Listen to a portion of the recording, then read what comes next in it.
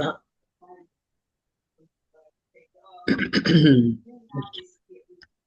ஜெபம் பண்ணலாம். நல்ல தகப்பனே, இந்த அருமையான நாளின் மாலை வேலைக்காக நாங்கள் உண்மை துதிக்கிறோம், உண்மை ஸ்தோத்தரிக்கிறோம். நாளிலும் நாங்கள் ஒன்று சேர்ந்து இந்த வேலையில உங்களுடைய வசனத்தை தியானிக்கும்படியாய் வந்திருக்கிறோம் சுவாமி. எங்க உள்ளங்களையும் எண்ணங்களையும் எல்லாவற்றையும் ஒருமுகப்படுத்தும், ஆயத்தமாக்கும், வசனத்தை தியானிக்கவும் ஏற்றுக்கொள்ளவும் எங்களுக்கு நீர் கிருபை தாரும். உங்களுடைய ஒத்தாசை இல்லாம எங்களால ஒன்றும் செய்ய முடியாது சுவாமி. வசனம் இல்லைன்னா அது அர்த்தமற்ற ஒரு வார்த்தைகளா தான் இருக்கும். ஆனா நீர் அதை ஆசீர்வதிக்கும் போது, நீர் எங்களுக்கு அதை விளங்க செய்யும் போது, அது எங்க உள்ளங்கள்ல நல்ல அருமருந்தா இருக்கும்னு சொல்லி நாங்க அறிந்திருக்கிறோம். இந்த வேளையிலும் அப்படியான காரியத்தை எங்களுக்கு செய்யும்படியாய் நோக்கி பார்க்கிறோம். தயவா இறங்குங்க. சொல்லுகிற வார்த்தைகள், தியானிக்கிற காரியங்கள் எங்களுக்கு பிரயோஜனமா இருக்க நீர் உதவி செய்யும். நேசிக்கிற இயேசு கிறிஸ்து மூலமாய் வேண்டிக் கொள்கிறோம் பிதாவே, ஆமேன். ஆமென்.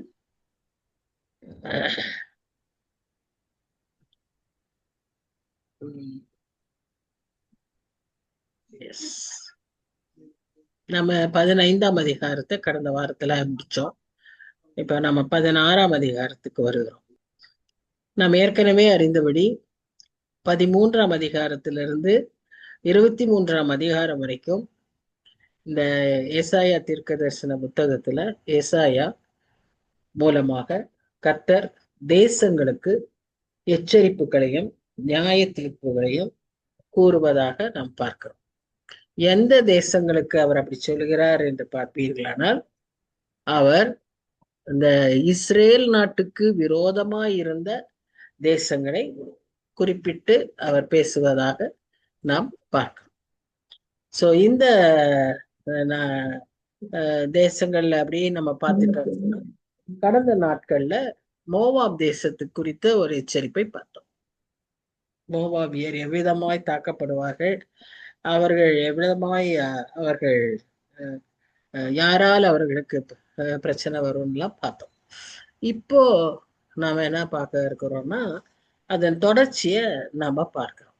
மோவாபியரை ஏன் அவர் தண்டிக்க விரும்பினார், ஏன் நியாய தீர்த்தார் என்று சொல்லி நம்ம கடந்த அதிகாரத்துல பார்த்தோம். எப்படியெல்லாம் அவர் நியாயம் தீர்ப்பார் என்று சொல்லியும் நாம பார்த்தோம். இப்போ 16ஆம் அதிகாரத்துல அவர் குறிப்பா அவர் பார்க்க இருக்கிற காரியம் என்ன அப்படின்னு பாத்தீங்கன்னா, அவங்களுடைய பெருமை. அப்போ நம்ம தொடர்ந்து யாரா எழுதின புத்தகமா இருந்தாலும், புதிய ஏற்பாடோ பழைய ஏற்பாடோ, தீர்க்கதரிசியோ இல்ல அப்போஸ்தலரோ, யார் எழுதினாலும் அவர்கள் மூலமா நமக்கு ஒரு செய்தியை சொல்லிட்டே இருக்காரு. என்னன்னு சொன்னா, கர்த்தர் அருவருக்கிற காரியம் பெருமை. அந்த பெருமை இருக்கிற மனுஷனை அவர் எப்படியாவது உணர்த்த விரும்புகிறார். அவர்களுக்கு அத தண்டிக்கிறார், எச்சரிக்கிறார். இத நம்ம தொடர்ந்து பார்க்கிறோம். இங்கேயும் இந்த மோவாபியரை அப்படித்தான் அவர் செய்ய விரும்புறார். இதனாலதான் நாம மத்தேயு 11ஆம் அதிகாரத்துல அந்த 28ல இருந்து நம்ம பார்த்தோம்னா அந்த வசனங்கள்லாம் நாம பார்ப்போம். என்னிடத்துல கற்றுக்கொள்ளுங்கள். ஏன்னா அவருக்கு அவர் தான் எம்பாடிமெண்ட் ஆஃப் ஹியூமிலிட்டி, தாழ்மையின் உருவமாய் அவர் இருக்கிறார் என்று சொல்லி நம்ம பார்க்கிறோம். அப்போ அந்த நமக்கு தாழ்மை வரணும் அப்படின்னா அந்த தாழ்மைய அவரிடத்துல இருந்துதான் நாம் கற்றுக்கொள்ள முடியும், கற்றுக்கொள்ள வேண்டும். சோ இதுதான் முக்கியமான ஒரு செய்தி. அப்ப நம்மிடத்துக்கு நமக்கு தாழ்மைன்றது நாம நினைக்கவே முடியாது. நான் தாழ்மையா இருக்கேன்னு நினைச்சாலே அது தாழ்மை அல்ல, அப்பவே அது தாழ்மை போயிருமோ. சோ அந்த அளவுக்கு தாழ்மை நமக்கு தேவை. அததான் கர்த்தர் நம்மிடத்துல எதிர்பார்க்கிறார். அது இல்லாம இருக்கிற ஒரு நிலைமைய பெருமை என்று சொல்லி பார்க்கிறோம். அப்படி அந்த பெருமைய கர்த்தர் தண்டிக்கிறார் என்று சொல்லி இந்த அதிகாரத்துல நாம பார்க்கிறோம். எல்லாவற்றிலுமே எதை செய்தாலுமே நம் கர்த்தருக்கென்று மகிமை செலுத்த எதிர்பார்க்கப்படுகிறோம். அதை கர்த்தர் விரும்புகிறார். இதுதான் நம்ம 15ஆம் அதிகாரத்துல பார்த்தோம். அவங்க அதை செய்யாததினாலே அவர்களுக்கு தண்டனை கிடைத்தது. நம்ம கிட்ட தாழ்மை இல்லைன்னா நமக்கு என்ன கிடைக்கும்னா, தாழ்மை இருந்தா கிருபை கிடைக்கும். வசனம் சொல்லுது இல்லையா, தாழ்மை உள்ளவர்களுக்கு கிருபை சூழ்ந்து கொள்ளும். அப்போ நமக்கு தாழ்மை இருந்தா கிருபை கிடைக்கும். தாழ்மை இல்லைன்னு சொன்னா என்ன கிடைக்கும்னா நியாயத்தீர்ப்பு, ஜஸ்டிஸ். அதுதான் கர்த்தர் சொல்லி கொடுக்கிற பாடம். இப்ப 110ஆம் சங்கீதம் 5ஆம் வசனத்துல சொல்றாரு, when he comes back he will execute the kings of the earth. அப்படின்னு என்ன அர்த்தம்? அவர் திரும்ப வரும்போது நியாயம் தீர்க்கத்தான் வராரு. இப்ப பூமியின் அதிபதிகளை, பூமியின் ராஜாக்களை அவர் நியாயம் தீர்ப்பார். ஏன்? அவர்கள் ஒருவருக்கும் தாழ்மை இருக்காது. பூமியின் ராஜாக்கள் எல்லாம் பெரிய படோடப ஆடம்பர பெருமையான செல்வ செருக்கான மக்கள். அவர்களை நிச்சயம் அவர் தண்டிப்பார். இப்போ நம்ம பத்தி என்ன? சரி, அவங்கள தண்டிக்கிறாரு. இப்ப நாம என்ன, நம்முடைய காரியம் என்ன அப்படின்னு நம்ம பார்த்தோம்னா, அவர் வரும்போது நாம் எதை சூஸ் பண்றோம்னு நமக்கு வாய்ப்பு வராது. அந்த நேரத்துல நமக்கு சாய்ஸ்க்கு வாய்ப்பு வராது. நான் சரி நான் இனிமே இந்த வாழ்க்கை வாழ்றேன், நான் இது வரைக்கும் வாழ்ந்த வாழ்க்கை இது, அப்படி விட்டுட்டு நான் அதுக்கு வரேன்னு சொல்றதுக்கே அங்க வாய்ப்பு கிடையாது. அப்ப என்ன இருக்கும்னா, அது ஒரு ஜஸ்ட் சனப்பொழுது அல்லது நொடி பொழுது அல்லது இமைக்கிற நேரம், ஒரு இமைக்கிற நேரம், அவ்வளவுதான். That is the time given. So அந்த நேரத்துல நாம சூஸ் பண்றதுக்கெல்லாம் நமக்கு வாய்ப்பு வராது. ஆனா ஒண்ணு தெரியும், நாம எந்த சைடுல இருக்கிறோம் அப்படிங்கிறது மாத்திரம் தெரியும். இதுக்குதான் உதாரணமா வேதத்துல நிறைய செய்திகளை நமக்கு ஆண்டவரே சொல்லியிருக்காரு. வலது பக்கம், இடது பக்கம், செம்மறியாடு, வெள்ளாடு, இப்படி எல்லாம் அவர் சொல்லி இருக்கிறது காரணம் என்ன அப்படின்னா, we will be in one side. அந்த சூஸ் பண்றது இப்பதான். This is the time. நீ எந்த சைட்ல இருக்க போற, வலது பக்கத்துல இருக்க போறியா, இடது பக்கத்துல இருக்க போறியான்னு சூஸ் பண்றதுக்கு இதான் நேரம். நான் கடைசியில அவர் வரும்போது சூஸ் பண்ணிக்கிறேன் அப்படின்னு நம்ம சொல்ல முடியாது. நிறைய மக்கள் இன்னைக்கு சபையில எப்படின்னா, எல்லாவற்றையுமே சரி பார்க்கலாம், அவர் வர்றப்ப நான் நிச்சயமா நான் மனம் திரும்பிடுவேன், நான் வர்றப்ப நிச்சயமா நான் மன்னிப்பு பெற்றுக்குவேன், வர்றப்போ யாருக்கு தெரியும் அவர் எப்ப வர்றாருன்னு. அவர் வரும்போது எப்படி வருவாருன்னு சொல்லியிருக்கு, திருட வருகிற விதமாய் வருவேன்னு சொல்லியிருக்கு. அவர் வர்றது அவருக்கே தெரியாது, பிதாவுக்கு தான் தெரியும்னு சொல்றது. அப்ப நான் அவர் வர்றப்ப செய்வேன் எப்படி நம்ம சொல்ல முடியும்? இந்த மாதிரி பொய்யான ஒரு ஒரு சாய்ஸ யாரு நமக்கு செய்யறாங்கன்னா பிசாசா. நம்ம அந்த உணர்வடைய செய்யாம, நம்ம ஒரு அந்த சென்சிட்டிவிட்டி இல்லாம, அலர்ட்னஸ் இல்லாம, அந்தத்தனமா நம்மள உண்டாக்குறது யாரு? பிசாசு. இதனாலதான் நம்ம அதிக ஜாக்கிரதை உள்ளவர்களா இருக்கணும். எப்பவுமே நீங்க கடைசி காலத்தை குறித்த ஒரு எச்சரிப்பா என்ன இருக்கும்னா, விழிப்புடன் இருங்கள், ஆயத்தமாய் இருங்கள், எச்சரிக்கையா இருங்கள், இப்படிதான் சொல்லிட்டே இருப்பாங்க. Be alert, be prepared, B watchful, இதே தான் சொல்லுவாங்க. எதுக்கு என்ன வாட்ச்ஃபுல்? என்னன்னா, லாஸ்ட் மினிட் வரைக்கும் வெயிட் பண்ணாத, இந்த டைம்ல நீ எல்லாம் ரெடி பண்ணி. அன்னைக்கு நமக்கு அதுக்கு ஒரு நல்ல எக்ஸாம்பிள் இல்லையா, 10 கன்னிகைகள்ல நம்ம பாக்குறோம். அந்த நேரத்துல போய் எண்ணெயை வாங்கணும்னு ஓடுனாங்க. they missed the opportunity. door was closed. நமக்கும் அப்படி ஆகிவிடும். ஆகவே நம்ம சூஸ் பண்றதெல்லாம் இப்பவே சூஸ் பண்ணிக்கணும். அதைத்தான் இந்த அதிகாரத்திலும் நாம சட்டிலா வாசிக்கிற ஒரு செய்தி. சரி, முதல் வசனம் எப்படின்னா, கண்டினியூவேஷன் ஆஃப் த 5th சாப்டர்ங்கிறதுனால அப்படியே ஸ்ட்ரைட்டாவே அது ஆரம்பிக்குது. என்ன நம்ம பாக்குறோம்னா, தேசாதிபதிக்கு செலுத்தும் ஆட்டுக்குட்டிகளை நீங்கள் சேலாபட்டணம் துவங்கி வனாந்திரம் மட்டும் சேர்த்து சியோன் குமாரத்தின் மலைக்கு அனுப்புங்கள். இல்லாவிட்டால் கூட்டை விட்டு துரத்தப்பட்டு அலைகிற குருவியை போல மோவாபின் குமாரத்திகள் அர்னோன் நதியின் துறைகள் இடத்தில் இருப்பார்கள். நான் முதல்ல மேப்பு காமிச்சப்பவே மோவாபுக்குள்ள முக்கியமான சில நகரங்களை பற்றி பார்த்தோம். அதுல ஒரு நதியும் ஓடுது, அந்த நதி பேரு அர்னோன். இதைதான் இங்க நம்ம வாசிக்கிறோம். இதுல இது இன்ஸ்ட்ரக்ஷன் டு மோவாபைட்ஸ், மோவாபியருக்கு கொடுக்கப்பட்ட ஆலோசனைகள். என்ன ஆலோசனை அப்படின்னு பாத்தீங்கன்னா, தேசாதிபதிக்கு செலுத்தும் ஆட்டுக்குட்டிகள். அந்த நாட்கள்ல ஒரு ராஜா வெற்றி பெற்றாருன்னா, அல்லது ஒரு ராஜா பெரிய ராஜாவாய், ஒரு பெரிய ராஜ்யத்துக்கு ராஜாவாய் இருந்து பக்கத்துல ஒரு சிறிய சிற்றரசர்கள் இருப்பார்களானால், அவர்கள் என்ன செய்யணும்னா, அந்த பெரிய ராஜ்யத்திற்கு, அந்த பெரிய தேசாதிபதிக்கு இவர்கள் என்ன செய்யணும்? They must send the tribute, கப்பம் கட்டணும் அப்படின்னு தமிழ்ல வாசிக்கிறோம்ல, அது மாதிரி பணம் செலுத்தணும். இல்லைன்னா அவர்களுக்குரிய உடைமைகளை அவர்கள் கப்பமாக செலுத்த வேண்டும். இப்ப இங்க வந்து ஆட்டுக்குட்டிகளை நீங்கள் சியோன் குமாரத்தியின் மலைக்கு அனுப்புங்கள். அப்ப எருசலேமில் உள்ள இஸ்ரேல் உள்ள ராஜாக்களுக்கு நீங்க அனுப்புங்கன்னு மோவாபியருக்கு சொல்லப்பட்ட ஆலோசனை. அப்படி நீங்க செய்யலைன்னா என்ன நடக்கும்னு சொல்லியிருக்கு. அதாவது அவர்கள் வந்து அந்த நதியின் துறைகள் இடத்தில் இருப்பார்கள். அப்புறம் வீடு இல்லாம they will be thrown into the public. அங்க ரிவர் சைடுல புலம்புகிற மக்களாய் அவர்கள் காணப்படுவார்கள் என்று சொல்லி பாருங்க. ஏன் இந்த மக்களை திடீர்னு ட்ரிபியூட் அனுப்புங்க அப்படின்னு சொல்றாங்கன்னா, ஏற்கனவே அவங்க ட்ரிபியூட் கொடுத்துக்கிட்டு இருந்தவங்க தான். ஆனா ஆகாப் ராஜா மரணத்துக்கு அப்புறம் அவங்க வந்து ட்ரிபியூட் அனுப்புறதை நிறுத்திட்டாங்க. அதனாலதான் இப்போ தீர்க்கதரிசி மூலமாக அவர் திரும்ப அந்த காரியத்தை அவருக்கு மோவாபியருக்கு ஆலோசனையா சொல்றாங்க. நீ இப்படி இஸ்ரேல் தேசத்துக்கு சப்போர்ட்டிவா இருந்தீன்னா நீ ஜட்ஜ்மெண்ட்டுக்கு தப்பிச்சுக்குவ, நீ இதை செய்யலைன்னா ஜட்ஜ்மெண்ட்ல மாட்டிக்குவ அப்படிங்கிறது தான் அவர் வந்து சொல்றாரு. எப்படி ஒரு பறவை கூட விட்டு ஒரு பறவை கலைக்கப்பட்டு விழுந்துச்சுன்னா நீங்க பார்த்துருக்கீங்களா? அந்த பறவை என்ன செய்யும்னு? நிறைய சமயத்துல இந்த காக்காவை தான் துரத்தி விட்டுருவாங்க. ஏன்னா காக்கா போய் எங்க போய் முட்டை போடும்னா குயிலுடைய கூடல தான் முட்டை போடும். அதுல துரத்திடுவாங்க காக்காவை, குயில் கூட்டத்தார். அப்ப அந்த காக்கா வந்து அங்கிருந்து விழுகும் போது அது எப்படி வரும்னா ஒரு மாதிரி கத்து கத்து கத்துன்னு கத்திட்டு, இது கத்துதுன்னு சொல்லி மத்த காக்கா எல்லாம் சேர்ந்து கூட்டமா கத்திட்டு ஒரு பெரிய டிஸ்டர்பன்ஸா இருக்கும்.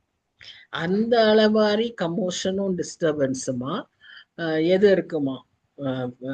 மோவாபின் குமாரத்திகள் ஆற்றின் பள்ளத்தாக்கிலே இருப்பார்கள் என்று சொல்லி ஒரு அடையாளமாக, ஒரு ஓமானமாக தீர்க்கதரிசி சொல்றாரு. தீர்க்கதரிசிகள் அவங்க தீர்க்க தரிசனங்களை எழுதும்போது ஒரு பிக்சரஸ்க் எக்ஸ்பிளனேஷனா சொல்லுவாங்க, அல்லது எக்ஸாம்பிள்ஸோட சொல்லுவாங்க, அல்லது சாங் லிரிக்ஸ் மாதிரி அதை எழுதியிருப்பாங்க, போயம் மாதிரி எழுதியிருப்பாங்க, அப்படியே அந்த எதுகை மோனைகளோடு எழுதியிருப்பாங்க. சிலதுல டெமான்ஸ்ட்ரேட்டிவா ப்ராஃபசிஸ் செய்வாங்க, செய்து காட்டுவாங்க. Prophets play very important role before the birth of Jesus Christ, because that was the only communication through which God can speak to people with the help of Holy Spirit. ஆனா இயேசு கிறிஸ்து பிறந்த பிறகு நமக்கு ஆவியானவரை நமக்கே அருளினபடினாலே நமக்கு என்னாச்சுன்னா வசனங்கள் மூலமாக அவர் பேசுவார், வார்த்தைகளின் மூலமாக அவர் பேசுவார், வாசிக்கிற காரியங்கள் நமக்கு விளங்கும், அவர் சொல்லுகிற அநேக காரியங்கள் நமக்குள்ள உணர்வுகளை ஏற்படுத்தும். ஆனா அந்நாட்களில அப்படி இல்லை. தீர்க்கதரிசிகள் தான் முக்கியமா செய்தியை கேட்டு சொல்ல வேண்டிய ஒரு பொறுப்பில் இருந்தபடினால அவர்களை பலவிதமாய் ஆண்டவர் பயன்படுத்தினார் என்று பார்க்கிறோம். இப்ப 3ஆம் வசனத்துல, நீ ஆலோசனை பண்ணி நியாயம் செய்து மத்தியானத்திலே உன் நிழலை இரவை போல் ஆக்கி துரத்தப்பட்டவர்களை மறைத்துக்கொள், ஓடி வருகிறவர்களை காட்டிக்கொடாதிரு அப்படின்னு இஸ்ரவேல் ஜனங்களுக்கு சொல்றார். இந்த மோவாபியர் வந்து இஸ்ரேல் ஜனங்களுக்கு எதிராளிகளாய் இருந்தார்கள், உதவி செய்யாதவர்களாய் இருந்தார்கள், உதவி மறுத்தவர்களாய் இருந்தார்கள். மோவாபியர்கள் பை ஆரிஜின் அவங்க வந்து கர்ஸ்ட் பீப்புள். ஏன்னா அவர்களுடைய ஆரம்பம் எப்படின்னு நம்ம படித்தோம், நமக்கு தெரியும். இப்படி சாபத்தின் பிள்ளைகளாய் இருந்தா கூட நம்ம ஏற்கனவே வாசித்தபடி உபாகம புஸ்தகத்துல அவர் சொல்றாரு, இவர்களை முற்றும் அழித்து விடாதே. ஏன்னா one way they are related, they are blood related to Israel. யாக்கோபின் கோத்திரத்தாருக்கு அவர்கள் ரிலேட்டடா இருக்காங்க. அடுத்ததா தாவீதுடைய வம்சம் மோவாபின் வழியாய் வருகிறதை பார்க்கிறோம். அதிநிமித்தமாய் மேசியா தாவீதின் வம்சத்திலே தோன்றுகிறபடியால் அவருக்கும் இந்த மோவாபிய இனத்திலே ஒரு இது வரப்போகிறது என்று அறிந்து, இதெல்லாம் ஏசாயா காலத்துல இல்ல, ஏசாயா காலத்துல பிறக்கலையே. ஆனா அதையெல்லாம் அறிந்து தூர தரிசனமாக அப்பவே சொல்லப்பட்ட காரியம் என்னன்னா, கர்த்தர் அவர்களை முழுமையாய் அழித்து விடாதுன்னு. இங்க என்ன சொல்றாரு, அப்படி தப்பி ஓடி வர்றவங்கள நீ மறைத்துக்கொள், நீ காட்டிக்கொடாதிரு. அவங்க நம்மள வழி விடல, அவங்க நமக்கு உதவி செய்யல, அவங்க நமக்கு அந்த பாலைவனத்துல நம்ம அவங்களால நிறைய சுத்த வேண்டி இருந்துச்சு, அவங்க நமக்கு எதிர்த்து தான் நின்னாங்க. ஆனாலும் கர்த்தர் என்ன சொல்றாரு, அவங்க ஓடி வரும்போது நீ அவர்களை காட்டிக்கொடாதிரு, அவர்களை மறைத்துக்கொள். பாருங்க, இதுல கர்த்தருடைய குணாதிசயத்தை நாம பார்க்கணும்.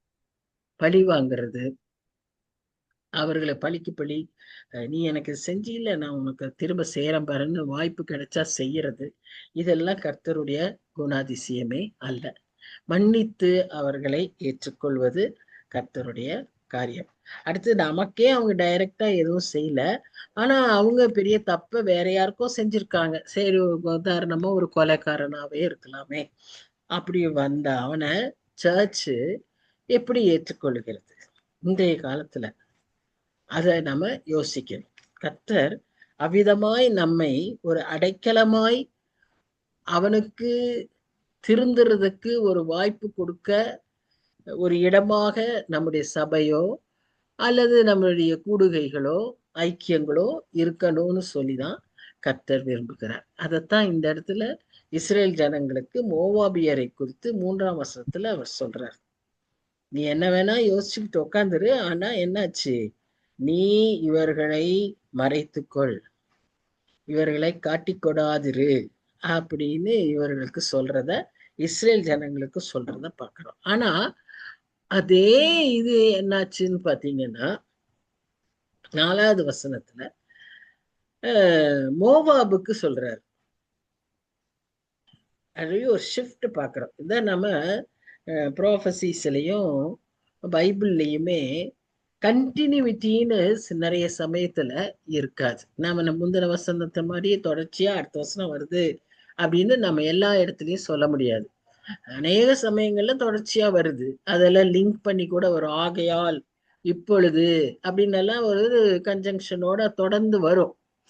ஆனா ஒரு சில இடங்கள்ல ஈவன் இந்த சாப்டர் இன் பிட்வீன் இந்த சாப்டர் இட் செல்ஃப், அது முந்தின இது சொன்ன சீனும் அடுத்த வசனம் சொல்ற சீனும் டோட்டலா டிஃபரெண்டா இருக்கும். இப்ப இங்க அதுதான் பாக்குறோம்.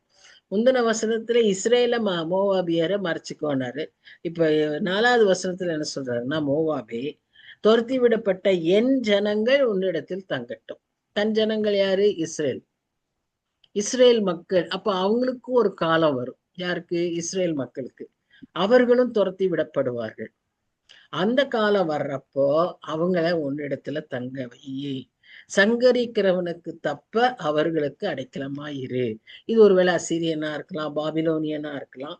அநேகர் சொல்ற காரியம் என்ன அப்படின்னு சொன்னா, இது இப்பத்த காலம் இல்ல, இனி வரக்கூடிய, நமக்கும் அப்புறமாய் வரக்கூடிய அந்தி கிறிஸ்துவின் காலத்தை குறித்து அவர் சொல்லுகிறார் என்று நாம் பார்க்கிறோம். ஏசாயா மூலமா கர்த்தர் சொல்றாருன்னு சொல்லி பார்க்கிறோம். இப்ப இன்னைக்கு மோவாபுங்கிற தேசம் எது? ஜார்டன். ஞாபகத்துல வச்சுக்கணும். ஒருவேளை இப்படி நிகழ்வுகள் நடக்கும்போது இந்த மாதிரி தீர்க்க தரிசனங்களை எல்லாம் நாம் அறிந்திருந்தோமானால், இன்றைய கரண்ட் சிச்சுவேஷனோட ரிலேட் பண்ணி பார்க்கும்போதுதான் நமக்கு எப்படி கர்த்தர் சொன்ன தீர்க்க தரிசனம் எல்லாம் நிறைவேறிட்டு இருக்கு, கர்த்தர் எவ்வளவு உண்மையா இருக்காரு, எவ்வளவு அழகா சொல்லியிருக்கிறாருன்னு நம்ம வேதத்தின் மகிமையை புரிந்து கொள்ள முடியும். அதுக்குதான் நாம இப்ப இதெல்லாம் தெரிஞ்சுக்கிறோம்.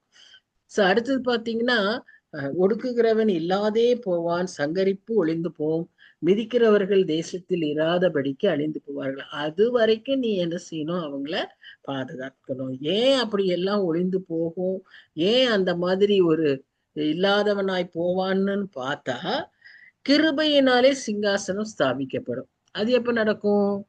when he returns. இந்த சூழ்நிலையின் மத்தியில when he returns, இந்த throne of grace would be established. இது நம்ம வாசிச்சிருக்கோம் இல்லையா? நமக்கு வெளிப்படுத்தல் விசேஷத்துல நம்ம அதை பற்றி வாசிக்கிறோம். நியாயம் விசாரித்து துரிதமாய் நீதி செய்கிற ஒருவர் அதன் மேல் தாவீதின் கூடாரத்திலே நியாயாதிபதியாய் உண்மையோட வீற்றிருப்பார். You see? So the 5th verse எப்ப நடக்கும்? In his return. அப்ப 4th verseல சொல்லப்படுற அந்த சங்கரிக்கிறவன் யார்? அந்தி கிறிஸ்து. இப்படின்னு ஒரு கூட்டம் அதை எக்ஸ்பிளைன் பண்றாங்க. It can be true, it is also relevant.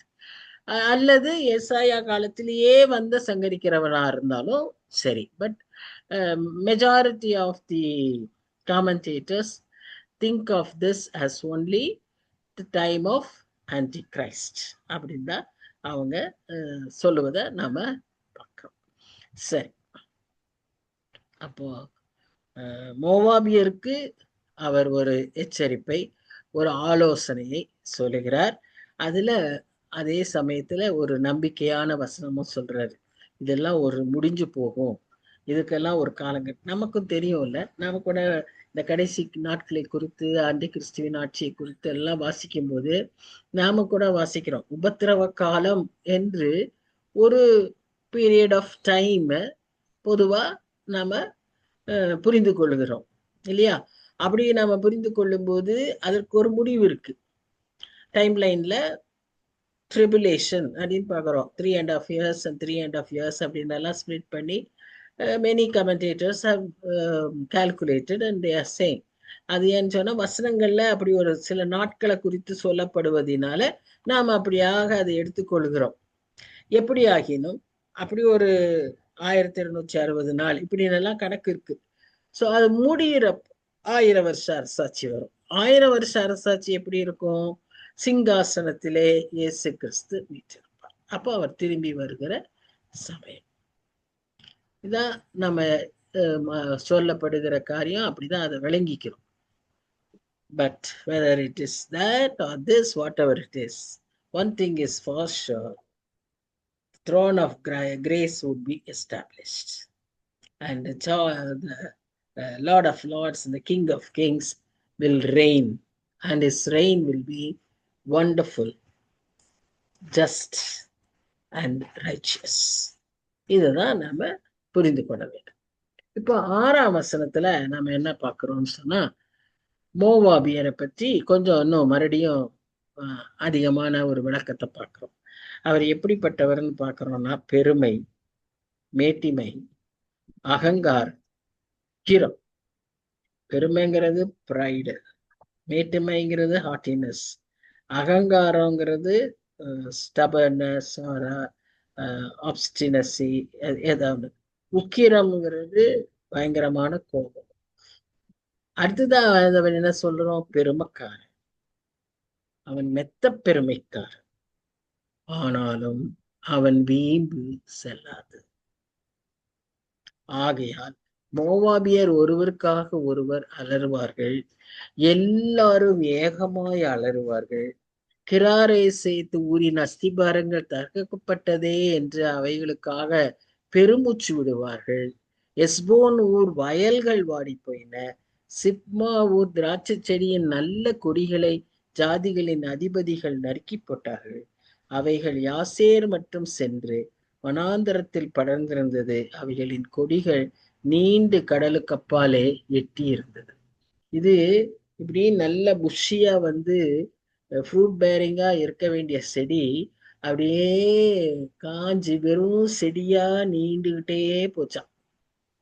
பலனற்ற ஒரு செடியாக அப்படி நீண்டு போய்கிட்டு இருந்துச்சா. Just it's a symbolic way of saying that there was no fruitlessness in their life because they have no good righteous traits.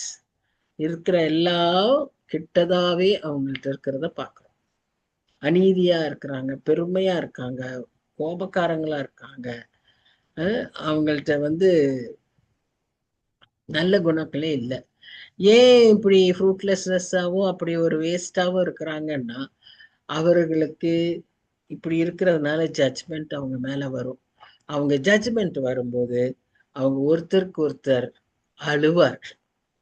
அவர்களுடைய அழுகை வந்து அப்படி புலம்பலாக கூக்குரலாக மாறுகிற அளவுக்கு ஒரு பெரிய அழுகை கூட்ட சத்தமாய் அது இருக்கும் என்று சொல்லி நாம பார்க்கிறோம். இந்த மோவாபியரின் பெருமையை வந்து ரொம்ப விளக்கி எசாயா மாத்திரம் இல்ல, எரேமியாவும் சொல்லியிருக்கிறார். 13 வசனங்கள்ல 48ஆம் அதிகாரத்துல அதை குறித்து அவர் சொல்லுவதை பார்க்கிறோம். சில வசனங்கள்லாம் அதுல ரொம்ப தெளிவா இருக்கும். ஒரு மாதிரி கண்டினியூட்டியா ஒரு மாதிரி அவர் பேசிட்டே வந்தாலும் ஒரு சில வசனங்கள் கிறிஸ்பா இருக்கும். 9ஆம் வசனம்லாம் அப்படி சொல்லும் அவங்க எப்படி பெருமையா இருந்தாங்க அப்படின்னு சொல்லி நாம பார்க்கிறோம். ஸோ இந்த மோவாபியர் வந்து அவங்க பல விதத்துல அவங்க மோசமானவர்களா இருந்தாலும் குறிப்பா அவங்கள்ட்ட இருந்த ஒரு பெரிய தவறு என்னன்னு சொன்னா அவங்க பெருமையானவர்களா இருந்தாங்க.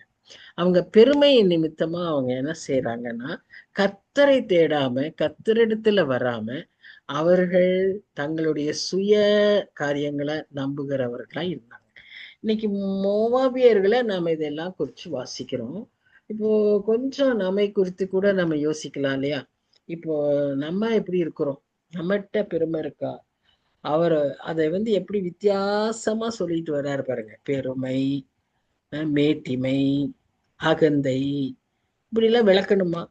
அதெல்லாம் different ways of expressing the same thing இல்லையா? தமிழ்ல இருக்கிற டிஃப்ரெண்ட் வேர்ட்ஸ் யூஸ் பண்ணிக்கிறாங்க. ஏன் அவ்வளவு தூரம் அதை விதிச்சிருக்காங்க? இதுல ஏதோ ஒண்ணு நம்ம கிட்ட இருக்கா?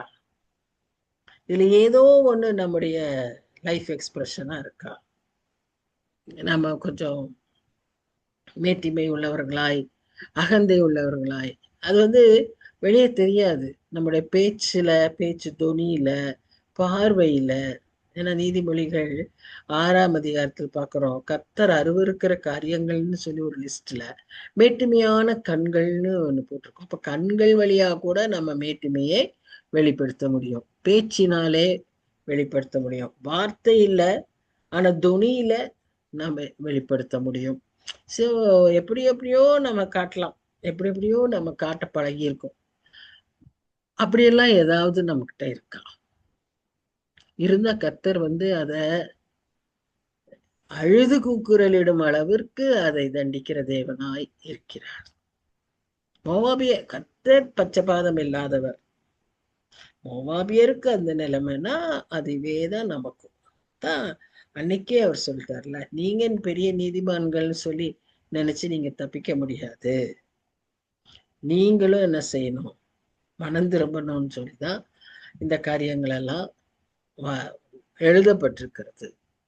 இந்த காரியங்கள்லாம் நிகழ்ந்து கொண்டிருக்கிறது. உலகில நடக்கிற பல காரியங்கள் நமக்கு எச்சரிப்பாக, நாம் மனம் திரும்புவதற்காக, நமக்கு ஒரு உதாரணத்துக்காக இது நடக்குதுங்கிறத எப்பவுமே நாம ஞாபகத்துல வைத்துக் கொள்ளணும். மரணம் இன்னைக்கு எப்படி வரும்னு நம்மால என்ன செய்ய முடியாது. பாருங்க, குஜராத்ல ஒரு பிரிட்ஜ் இல்லையா? அது பாட்டுக்கு ஸ்கூல் பஸ்ஸஸ் போறது, டிரான்ஸ்போர்ட் போறது, nearly every day thousands of people எல்லாம் by all way modes of கன்வேயன்ஸ்லாம் போயிட்டு இருக்கிற ஒரு பிரிட்ஜ் திடீர்னு ஒரு பெரிய சத்தத்தோட என்ன ஆயிடுச்சு? அது விழுந்துருச்சு. மேலே போயிட்டு இருந்த லாரி, பஸ் எல்லாமே அப்படியே உள்ளுக்குள்ள ஆற்றுக்குள்ள விழுந்து அடிச்சு செல்லப்பட்டு எத்தனையோ மரணங்களை சந்திச்சாங்கன்னு சொல்லி நியூஸ்ல வாசிச்சோம். ஸ்கூலுக்கு போன பிள்ளைங்க வீட்டுல இருந்து புறப்படும் போது யோசிச்சிருப்பாங்களா? அப்பா அம்மா நினைச்சிருப்பாங்களா இப்படி நடக்கும்னு? லாரியில போறவங்க யாராவது, டிரைவரோ அந்த கூட்ஸ்ல ஏத்திட்டு போறவங்க யாராவது நினைச்சிருப்பாங்களா? பஸ்ல போறவங்க நினைச்சிருப்பாங்களா? அல்ல அவங்க வீட்டார் நினைச்சிருப்பாங்களா? இல்ல, it can happen at any time. So not only for them, it can happen at any time for us also. இல்ல, ஸோ நம்ம எத்தனையோ பேரை பற்றி அப்படி கேள்விப்படுறோம்ல. நல்லா இருந்தாங்க, எல்லாம் செஞ்சாங்க. எங்களுக்கு கூட ப்ரேயருக்கு ஒருத்தர் வருவாங்க. ஆக்சுவலாக டிசம்பர் மாதம் கிறிஸ்மஸ் ப்ரோக்ராம், அதுக்காக அவங்க வந்தாங்க. அவங்களுக்கு ரொம்ப குளிருதுன்னு அவங்க, அது ஒரு பள்ளத்துல போகணுமா, அங்க மேட்ல இருந்து பள்ளத்துக்கு வரும்போது மேட்லயே சொல்றாங்க, எனக்கு ரொம்ப குளிருது, ஒரு ஷால் கொண்டு வர மறந்துட்டேன். அவங்க ஹஸ்பண்ட் இன்னொரு மீட்டிங் போறவர். அவர் அவசர அவசரமா பக்கத்திலேயே போய் ஒரு ஷாலை வாங்கிட்டு வந்து வித்தின் 10 மினிட்ஸ் அவர் கார்ல வந்ததுனால போய் கொண்டு வந்து அவங்களுக்கு கொடுத்துட்டாங்க. அந்த மீட்டிங் வரும்போது அவங்க ஷாலோட வந்தாங்க. அப்படி நல்லா மீட்டிங்கை அட்டன் பண்ணாங்க. அட்டன் பண்ணிட்டு வீட்டுக்கு போனாங்க. வீட்டுக்கு போனா ஹஸ்பண்ட் மீட்டிங் முடிச்சுட்டு ஏற்கனவே வந்திருக்கிறார். அங்க போய் பார்த்தா அவருக்கு ஒரு மாதிரி எனக்கு கஷ்டமா இருக்குமா, நம்ம ஹாஸ்பிட்டலுக்கு போலான்னு அவரே டிரைவ் பண்ணிட்டு வந்தார். டிரைவ் பண்ணிட்டு ஹாஸ்பிட்டல் வாசலுக்கு வர சமயத்துல அப்படியே மயங்கி விழுந்தாரு. உடனே வந்து நர்சஸ் எல்லாம் வந்து பார்த்தா is no more. So we do not know what will happen, when it will happen, to whom it will happen. So we are expected to be alert, watchful, and be prepared. And we are to tell others also about the hastiness, about the suddenness, and help them also to be prepared. இதான் நம்முடைய பொறுப்பு. இன்னைக்கும் இதை தான் நம்ம இங்கேயும் வாசிக்கிறோம். அதனால மோவாபியருடைய பெருமையை கர்த்தர் உடைக்க விரும்புகிறார், அவர்களை தாழ்த்த விரும்புகிறார். நமக்கும் அது ஒரு எச்சரிப்பாய் வைத்திருக்கிறார். Whenever pride is not broken by humility, pride உடைக்கிறது தாழ்மையினாலதான். கர்த்தர் அடித்து உடைக்கணும்னு அவசியம் இல்லை. நம்மளை தாழ்த்த பழகிட்டோம்னா நமக்கு இந்த பெருமை குறையும். அப்ப நாம இப்படி தாழ்ந்து போகும்போது என்னன்னா தண்டனைக்கு தப்பித்துக் கொள்வோம். நாம அதற்கு விடாம நாம தாழ்ந்து போகாம இருந்தோமானால், மனம் திரும்பாமல் இருந்தோமானால் தண்டனைக்கு தப்பவே முடியாது. It will be broken because God opposes the proud. இதான் வசனம் வாசிக்கிறோம். 9ஆம் வசனத்துல அந்த தண்டனையினால, அந்த நியாய தீர்ப்பினால மோவாபியர் என்ன ஆனாங்கன்னு பாத்தீங்கன்னா, யாசேருக்காக அழுதது போல சிப்மா ஊர் திராட்சை செடிக்காகவும் மிகவும் அழுவேன். யார் சொல்றாரு? அந்த தீர்க்கதரிசி சொல்றாரு, எஸ்போனே எலோயாலேயே உனக்கு என் கண்ணீரை பாய்ச்சுவேன். உன் வசந்த காலத்து பழங்களுக்காகவும் திராட்சக்கல அறுப்புக்காகவும் ஆரவாரிக்கிற சந்தோஷ சத்தம் விழுந்து போயிற்று. அதாவது அடுத்தது பாத்தீங்கன்னா, பாடல் இல்லை, ஆர்ப்பரிப்பு இல்லை, மிதிக்கிறவன் இல்லை, ஆரவாரத்தை ஓயம் பண்ணினேன்னுலாம் சொல்றாருன்னா, அந்த சீன் என்ன சீன் அப்படின்னு பாத்தீங்கன்னா, அதான் சொன்னேன்ல, ஒரு மாதிரி டிராமாட்டிக்கா இங்க எழுதியிருக்கிறாரு. எதை பற்றி? திராட்சை ரசம் பிழிகிற அந்த ஆலையை குறித்து. நீங்க பாத்தீங்கன்னா, அந்த மிடில் ஈஸ்ட் கண்ட்ரீஸ்ல எல்லாம் இது ஒரு common feature. You have a big வினியார்ட்.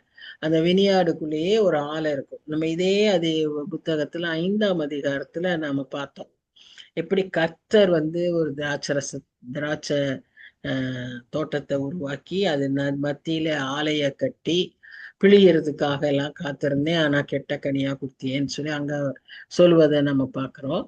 அத மாதிரியே இட்ஸ் அ காமன் ஃபீச்சர். எல்லா இடத்துலையுமே ஒரு பெரிய திராட்சை தோட்டம் இருக்கும், நல்ல கனிகள் இருக்கும். அதையெல்லாம் பறித்து அங்கேயே ஆலைய இது பண்ணுவாங்க. அது வந்து ஒரு விழா மாதிரி இருக்கும். அது ஒரு பெரிய அளவான திராட்சை தோட்டங்களா இருக்கும்போது, வேதத்துல புதிய ஏற்பாட்டுல கூட நிறைய காரியங்களை கர்த்தர் சொல்லும் போது இந்த திராட்சை தோட்டத்தை வைத்தே பேசுகிறத நாம பார்க்கிறோம். That is very very common over there. அப்போ அந்த பெரிய திராட்சை தோட்டத்துல பழம் பொறிக்கிறது ஒரு ஒரு செலிப்ரேஷன். அந்த பழங்களை கொண்டு வந்து அந்த ஆலையில போடுறது ஒரு செலிப்ரேஷன். ஆலையில அந்த இது ஒரு ஸ்டெப் எப்படின்னு சொன்னா, இப்போ நம்ம டீ ஃபேக்டரி இதெல்லாம் பார்க்குறோம்ல, அதுல ஒவ்வொரு ஸ்டெப்பா நடக்கும். ஒரு இடத்துல இலை வரும், இலைக்கு அப்புறம் அது கட் ஆகும், கட் பண்ண பிறகு கழுவப்படும், அப்புறம் அது ட்ரை பண்ணப்படும், அப்புறம் அது பவுடர் ஆக்கப்படும், அப்புறம் அது செக்ரிகேட் பண்ணுவாங்க, டஸ்ட் அப்படி இப்படின்னு, தென் தே வில் பேக். ஸோ அது மாதிரி ஒரு ஸ்டெப் பை ஸ்டெப் இருக்கிறது போல இந்த திராட்சை பழத்துல கூட ஒரு ஸ்டெப் பை ஸ்டெப்பா காரியங்கள் நடக்கும். அதுல ஒரு ஸ்டெப் என்னன்னா, ஆலைக்குள்ள போகிறதுல இருந்து வெளியே வர்றத மிதிப்பாங்க. they will clean their feet and there'll be only two or three people specific for this work. அதை மிதிக்கிறப்போ என்ன பண்ணிட்டே இருப்பாங்கன்னா பாட்டு பாடியே ஆடிக்கிட்டே, அது ஒரு செலிப்ரேஷன். அவங்கள என்கரேஜ் பண்றதுக்கு சுத்தி கொஞ்சம் people will be singing and dancing. So ஃபைனலாக அது வந்து வெளியே வர்றது என்ன, வைன். ஸோ இந்த ஒரு ப்ராசஸ் நடக்கும். ஆனா இப்ப அவர் என்ன சொல்றாருன்னா, அதை நான் அழிப்பேன். அதுதான் ஆதாரம் உங்களுக்கு, அதுதான் வேலை, அதுதான் மகிழ்ச்சி, அதுதான் சந்தோஷம், செலிப்ரேஷன். அது எல்லாத்தையும் நான் என்ன செய்வேன், நிறுத்த போறேன், ஓய பண்ணுவேன், விழுந்து போயிற்று. அதுலயும் பாருங்க தெளிப்பா சொல்ற, பாடல் இல்ல, ஆர்ப்பரிப்பு இல்ல, மிதிக்கிறவன் இல்ல, ஆரவாரம் இல்ல, சந்தோஷ சத்தம் இல்ல. எல்லாத்தையும் ஒரே வார்த்தையில சொல்லிடலாம், இதெல்லாம் அழிப்பேன். ஒரு வார்த்தை தானே. ஸ்டெப் பை ஸ்டெப்பா, மைன்யூட்டா, டீடைல்டா சொல்றாரு. His love is detailed. His mercy is detailed. His judgment is also detailed. We have to be very, very careful. We cannot escape. ஏதோ ஒரு சின்ன இதுல அப்படி தப்பிச்சுடுவோம். No, no, no. It is certain and it will be detailed. தீர்க்கதரிசி எவ்வளவு தூரம் அதுக்கு சொல்றாருன்னா, நான் என்னுடைய அழுகை கூக்குரல் அப்படியே இந்த நமக்கு என்ன சொல்லணும்னா, அவன் ஹார்ப்புன்னு அங்க போட்டிருக்காங்க. நமக்கு சொல்லணும்னு சொன்னா, இப்போ சாரங்கின்னு ஒரு இன்ஸ்ட்ருமெண்ட் இருக்கு. நம்ம டிவில எல்லாம் யாராவது இறந்துட்டாங்கன்னு வச்சுக்கோங்களேன், அந்த இன்ஸ்ட்ருமெண்ட்ல தான் அந்த டெத் நியூஸ் அதை போடுவாங்க. All other programs will be close and whole day you will hear that morning song. டாயிங் டாயிங் டாயிங்னு வரும், ஒரு மார்னிங் டியூன்ல வரும் இல்லை. அது மாதிரி நான் பாடுவேன். தீர்க்கதரிசி அவ்வளோ தூரம் அதில் நிமித்தமாய் அவருக்கு பாதிப்பாயிருக்கு. அதனால்தான் அவர் என்ன சொன்னார், என் குடலெல்லாம் அந்த மாதிரி. இப்போ நமக்கு ஒரு ஒரு திடுக்கிடும் செய்தி அல்லது பயம், ஒரு ஆன்டிசிபேஷன் இருந்துச்சுன்னா நமக்குள்ள குடலுக்குள்ள குளிரும்ல, ஒரு மாதிரி குடலுக்குள்ள ஒரு மாதிரி செய்யும்ல. That's because of a hormone. நம்ம படிச்சிருக்கிறோம், அது ஒரு ஹார்மோன், வாட் எவர் மேபி. அது மாதிரி சிச்சுவேஷன்ல அந்த அவங்களுக்கு நேரிடுகிற நியாய தீர்ப்பை பார்த்து தீர்க்கதரிசி சொல்லுகிறார், நான் அப்படியாக பாதிக்கப்படுவேன் அப்படின்னு அவர் சொல்றார். அதனால இப்போ இந்த சூழ்நிலையில இவ்வளவு பெரிய நியாய தீர்ப்பு வந்து எல்லாரும் வருத்தப்படுற அளவுக்கு துக்கமான ஒரு சூழ்நிலை நேரிடும் போது மோவாப் என்ன செய்யறாருன்னா, அந்த நேரத்துல மோவாப் மக்கள் அவர்கள்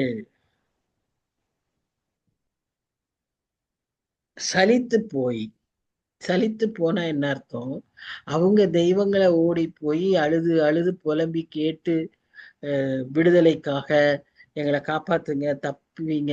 அவங்க தெய்வங்க எப்படி காப்பாற்ற முடியும்? அப்பதான் அவங்க புரிஞ்சுக்கிறாங்க, அவங்க தெய்வங்களுக்கு இந்த வல்லமையே இல்லை. நாமே தான் நினைச்சுக்கிட்டு போய் இந்த தெய்வங்களை போய் நம்ம கும்பிட்டு இருக்கிறோம், தொழுது கொண்டிருக்கிறோம்.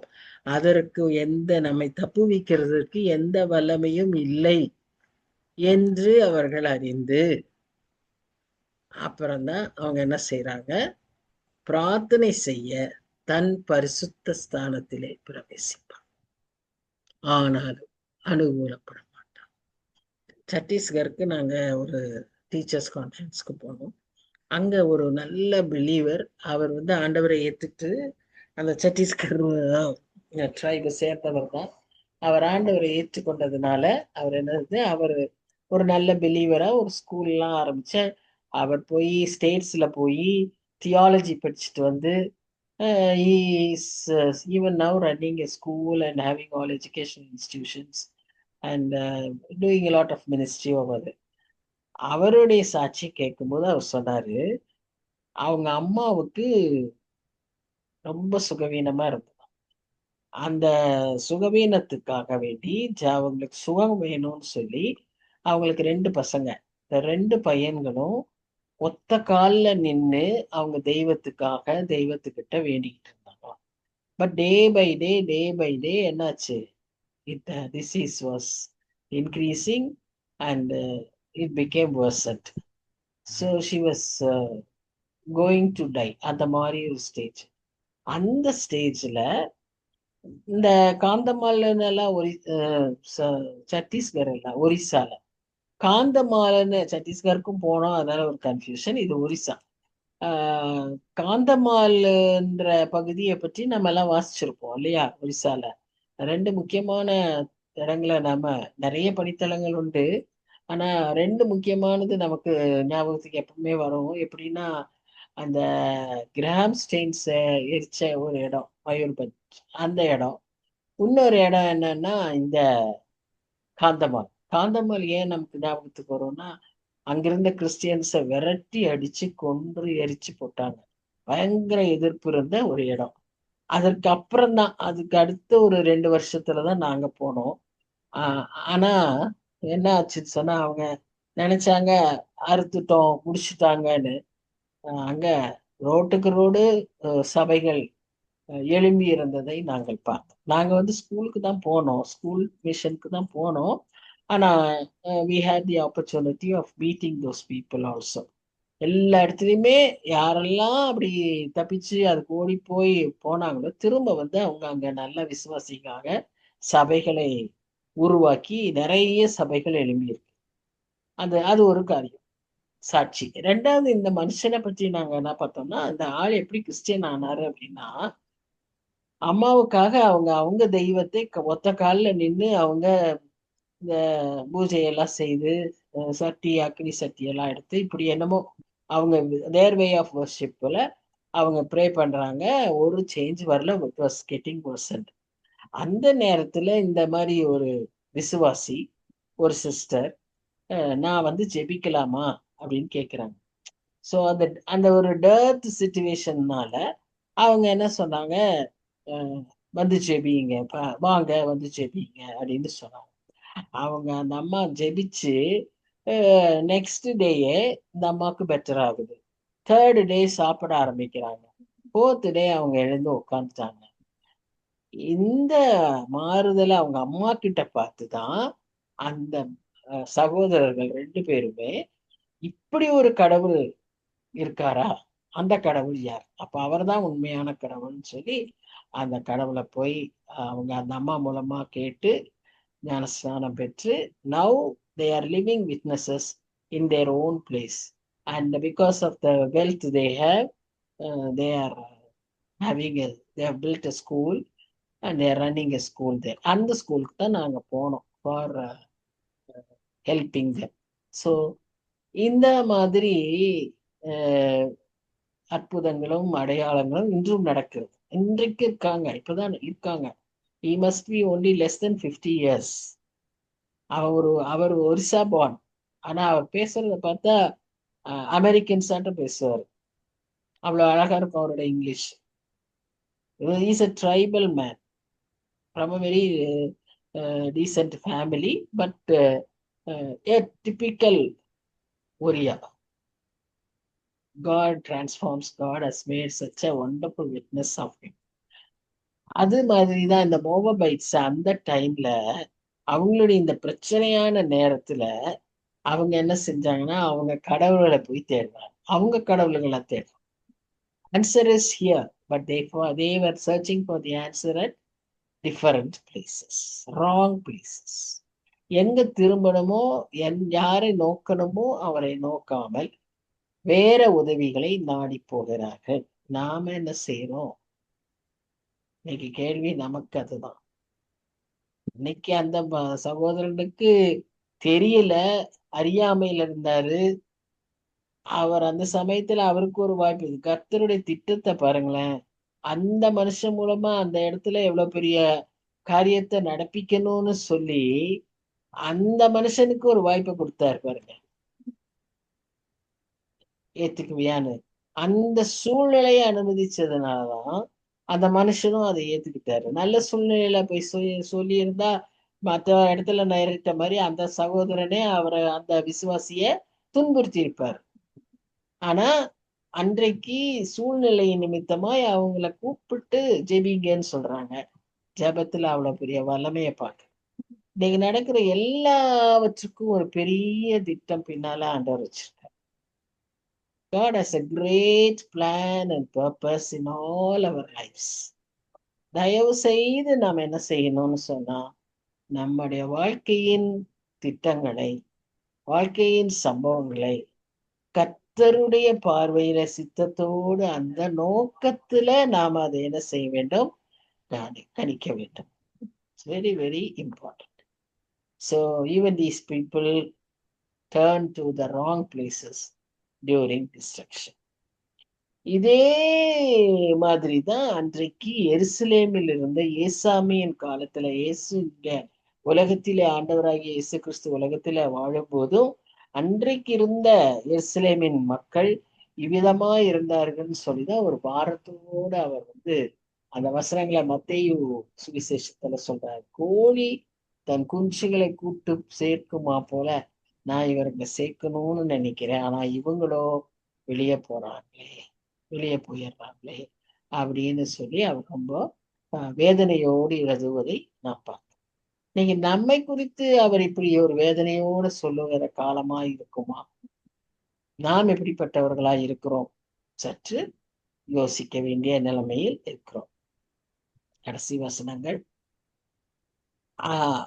திரும்ப வாசிக்கிறேன் பாருங்க. மோவாபை குறித்து அக்காலத்திலே கர்த்தர் சொன்ன வார்த்தை இதுவே. என்னது? ஒரு கூலிக்காரனுடைய வருஷங்களுக்கு ஒத்த 3 வருஷங்களுக்குள்ளே மோவாபின் மகிமையும் மகாஜன கூட்டமும் சீரழிந்து போகும், அதில் மீதியாயிருப்பது மிகவும் சிறிதும் அற்பமுமாய் இருக்கும் என்று கர்த்தர் இப்போது சொல்கிறார். 2 முக்கியமான காரியங்களை பார்க்கிறோம். ஒன்று, a prophecy of destruction. 2, a prophecy of hope, that there will be a small remnant. ஒரு சிறிய கூட்டம் இருக்கும், அது சிறிதும் அற்பமுமா இருக்கும். அற்பமானது எவ்வளவு பெருசாகும்னு நமக்கு தெரியாது. கடுகு விதை தான், ஆனா பெரிய மரம் உருவாகும். So we do not know what will happen to the remnants when God blesses them, but there is a hope. இது 2 இருக்கு. ஆனா இதுல ஒரு காரியத்தை நம்ம பார்க்க வேண்டி இருக்கு. அது என்னன்னு சொன்னா, ஒரு டைம் ஃப்ரேமை அங்க பார்க்கணும். 3 வருஷங்கள். டெஃபினட்டா இந்த மாதிரி டைம் ஃப்ரேமை காடோடைய ஒர்க்ஸை நம்ம லிமிட் பண்ணவே முடியாது. And it doesn't mean that also நடக்கும் தான் போட்டிருக்கு. அப்போ இந்த 3 வருஷத்துக்கு ஒரு எக்ஸ்பிரஷன் கொடுத்துருக்கிறாரு. என்ன அது? கூலிக்காரனுடைய வருஷம், இந்த கான்ட்ராக்ட். திராட்சை பழம் பறிச்சு ஆலையில போட்டு அந்த மாதிரி செய்யறதுக்கு ஒரு கான்ட்ராக்ட். தோட்டத்தின் வேலைக்காரர். நம்ம புதிய ஏற்பாட்டுல நீங்க அப்படியே வாசிச்சுட்டு வந்தீங்கன்னா தெரியும். குத்தகைக்காரன்னு பார்ப்போம், 3 வருஷம்னு பார்ப்போம், இன்னும் 1 வருஷம் இருக்கட்டும்னு கேட்பாருங்கல்ல, அது மாதிரி தான். அது ஒரு கான்ட்ராக்ட் பீரியட். அதனால அந்த 3 வருஷம். எப்படின்னாலும் நாம திரும்ப புரிஞ்சுக்க வேண்டிய ஒரு காரியம், we cannot limit God's work in a time frame within 3 years அப்படின்னு நம்ம என்ன செய்ய முடியாது, லிமிட் பண்ண முடியாது. ஆனா அந்த டிஸ்ட்ரக்ஷன் நடக்கும். சொன்ன காரியம் வாக்கு மாறாமல் நிச்சயமாய்.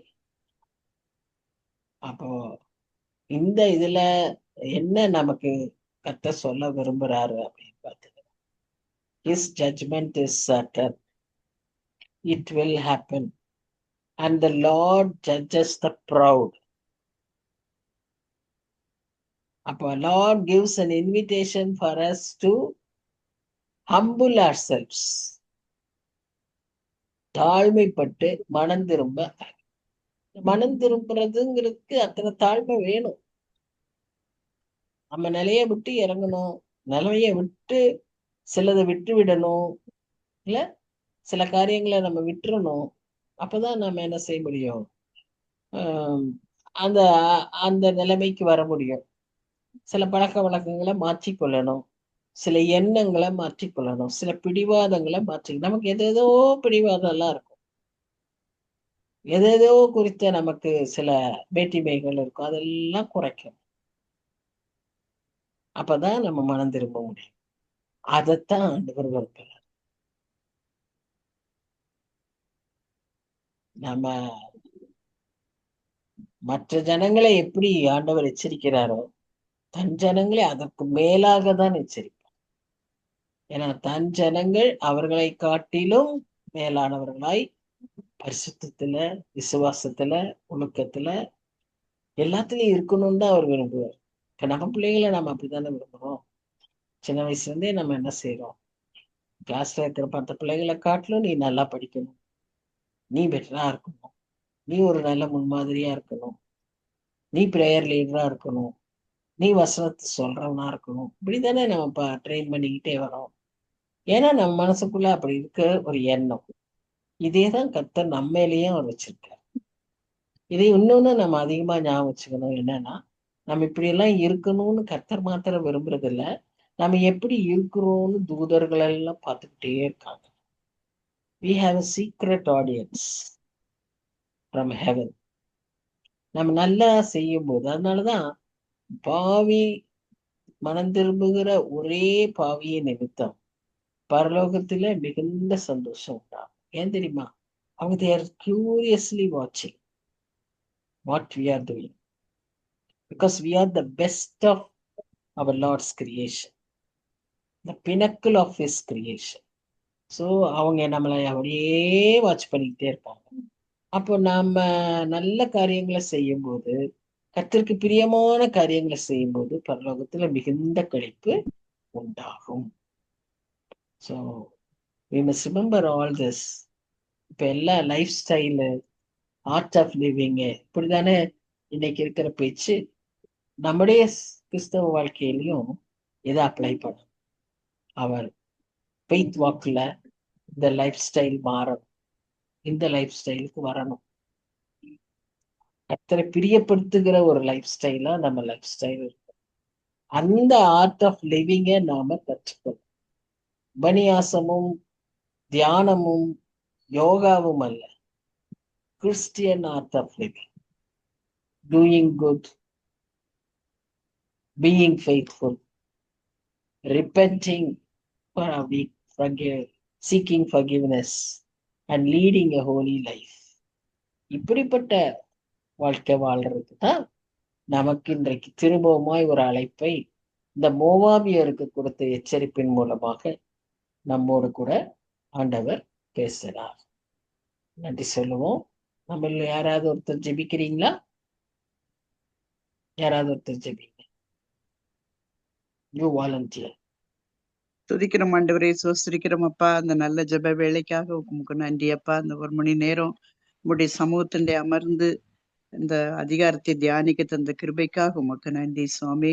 மோவாபுக்கு நீர் கொடுத்த எச்சரிப்பின் காரியங்களை நாங்கள் ஆராய்ந்து பார்த்தோம். எங்களுடைய வாழ்க்கையை கூட நாங்கள் உங்களுடைய சமூகத்துல அமர்ந்திருந்து ஆராய்ந்து பார்க்க இன்னமும் வேதனைப்படுத்தும் வழிகள், நீர் விரும்பாத காரியங்கள் எங்களுடைய வாழ்க்கையில் காணப்பட்டால் அதையெல்லாம் விட்டுவிட எங்களுக்கு நீங்க பலன் தாங்க சுவாமி.